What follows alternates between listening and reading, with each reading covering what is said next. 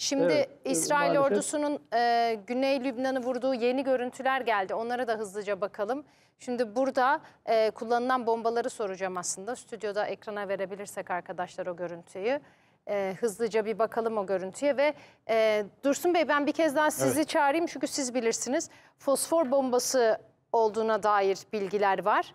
Bu kullanılan mühimmatın, ki biliyoruz zaten İsrail kullanıyor, bunu kullanmıyor değil. Yasak Yerleşim olmasın ama bölgelerinde de. Evet. Yasak. Görüntü size bunu anlatıyor mu? Tabii yani düşen parçalar havada patlıyor. Yani 30-40 tane, yüzlerce bomba olarak yakıcı bir halde zemine düşüyor, insanlara zarar veriyor. Evet. Bu yasak. Ben sizi bir daha davet edeceğim. Fosfor Evet. bombasıyla ilgili bir iki soru da soracağım size. Çünkü şimdi biliyoruz daha önce kullanıldı bu bomba ve defalarca kez Gazze sahasında da. Şöyle bir araştırdığımızda nedir yani yasak olmasının sebebi, insanlara, sivillere nasıl bir zarar veriyor? Şimdi bir kere özellikle solunum yoluyla, cilt temasıyla vücuda alınıyor. Birçok yüzeye yapışabiliyor, temasla bulaşıyor.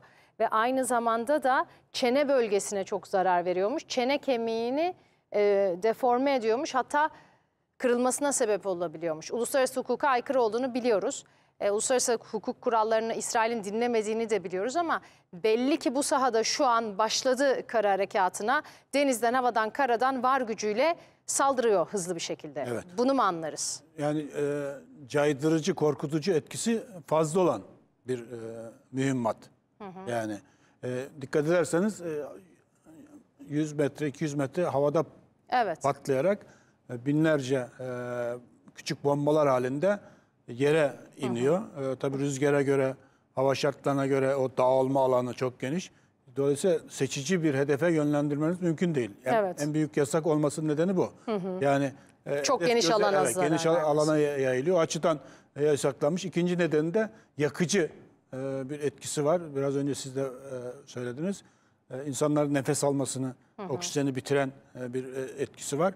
O açıdan kullanılması yasak olan bir mühimmat ama İsrail'in bunu yıllardır kullandığını biliyoruz. Çünkü bu yasağı İsrail'e hissettirecek, İsrail'i bundan caydıracak bir güç yok. Güç yok maalesef. Yani temel sorun o. Zaten işte 40 binin üzerinde İnsan maalesef hayatını Gazze'de, kaybetti. işte buradaki zayiatlar falan 43 bin, 44 bine gitti ama İsrail devam ediyor. Daha da işte İran'a doğru daha da bu tehdidi geliştireceği kanaatindeyiz. O açıdan bölge ülkeleri, yani Suriye şu an çok aciz durumda, Lübnan çok aciz durumda. Irak cılız sesler veriyor çünkü yaşadıklarını hep beraber biliyoruz. İşte 15 Temmuz'da Türkiye'yi denediler. Yani bir iç savaşa sokabilir mi? Silahlı kuvvetleri ikiye bölüp işte FETÖ'cüler ve milli unsurlar diye direkten döndük. Tabii onun detaylarını yıllardır konuşuyoruz. Daha da konuşabiliriz. İçinde yaşamış bir siyasetçi ve asker olarak. Bu noktada tekrar söylüyorum, bölge ülkeleri işte İran'ın aklı başına alması lazım.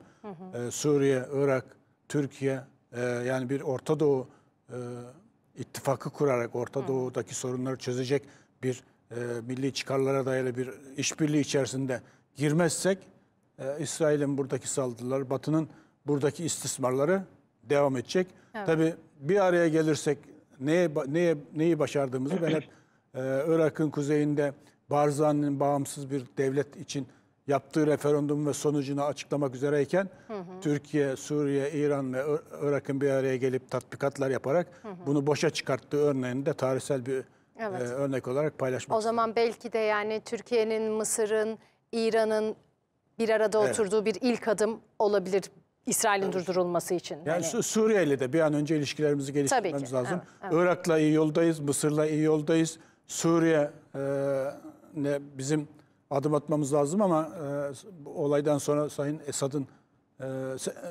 direnci de azalacaktır. Çünkü başka seçeneği yok. İran'a güvenemez. Rusya meşgul. İran zaten geri çekilme safhasında. O açıdan bu Irak, Suriye, Türkiye, Mısır ve sonuçta İran'ın da özellikle yeni Cumhurbaşkanı'ndan ben umutluyum. Kendisinin Azerbaycan Türk olduğunu söylüyor. Bunun gereğini yapmalı bir an önce. Peki bir sıcak görüntü daha var. Bölgeden yeni geldi arkadaşlar. Dursun Bey oturmadan hemen o görüntüyü de verelim. Şimdi anlık geliyor bu görüntüler. Tabii hızlıca haber merkezimiz sağ olsun aktarıyorlar bize de. Yani hakikaten şiddetli patlamaların yaşandığı görülüyor. Sınırda da tabii sivillere bir yandan tahliye edin diyor İsrail ama yani düşünsenize işte milyonlarca insan göç etmeye başladı kuzeye ve Suriye'ye. Hep Yine aynı onlarda senaryo. izliyoruz ya. Beyrut'un bütün camileri, bütün meydanları insanlarla dolu. Evet. Bir kısmı da yurt dışına kaçmaya çalışıyor. Evet, yani Beyrut'ta güvenli Gücü değil. olanlar, imkanı olanlar. Bizim havalimanımızda da büyük Evet, yoğunluk evet. yaşandı. Yani insanlar çaresiz. İsrail bu yani. Korunmasız, devletleri yok. Evet, Yani- tahliye edin yani buraları kendi diyor silahlı kuvvetleri 10 çekiliyor dakika İsrail sonra girsin bombalıyor. diye. Yani böyle bir ülke, böyle Maalesef, maalesef. ne yazık ki yani işte 15 Temmuz'da hep söylüyoruz. Acı bir tecrübe yaşadık. Yani kendi ordusu işte ikiye bölünmüş, paralel ordu kurulmuş, kendi içinde ayaklanan bir Türkiye aslında tam da eşikten döndük. Onun için Evet. hep uyanık olmamız lazım. Bu tür başta ordu olmak üzere devlet içindeki yapılanmaları kesinlikle reddetmemiz lazım. Ulus devlet, milli devlet, ulusal çıkar esastır. Evet. Tarikatmış, mezhepmiş, etnik yapıymış. Bunlar eğer kaşınırsa, birbirimize düşersek işte Beyrut, dün Suriye, öbür gün Irak ne hale geldiğini, milyonlarca insanın vatansız kaldığını Türk Maalesef, milletinin takdirine evet. sunuyorum yani. Evet.